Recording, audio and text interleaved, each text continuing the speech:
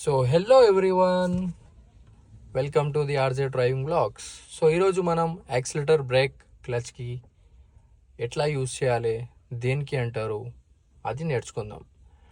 So है आज accelerator, break, clutch किसको बोलते हैं, कैसा यूज़ करते हैं, वो आज सीख लेंगे. ठीक है ना फ्रेंड्स, आ जाइए.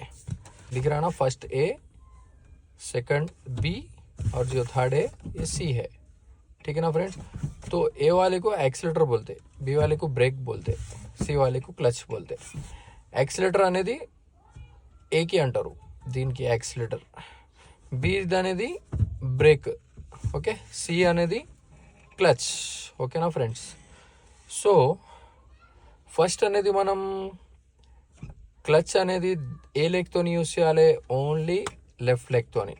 Sir friends, only left leg ही यूज़ किया. क्लच जो है लेफ्ट लेग से यूज़ करना है, और जो है एक्सीलेटर और ब्रेक को राइट लेग से, एक्सीलेटर और ब्रेक की राइट लेग यूज़ किया. इट्ला एक्सीलेटर इచ్చేటప్పుడు एक्सीलेटर, ब्रेक ఇచ్చేటప్పుడు ब्रेक. एक्सीलेटर देने टाइम एक्सीलेटर, फिर ब्रेक देने टाइम ब्रेक. ठीक है ना, ऐसे ही रख लेना है. ఇట్లా టో పైన పెట్టుకొని యాక్సిలేటర్ ఇచ్చేటప్పుడు యాక్సిలేటర్ నొక్కేసేయాలి, బ్రేక్ నొక్కేటప్పుడు బ్రేక్ నొక్కాలి. Okay friends.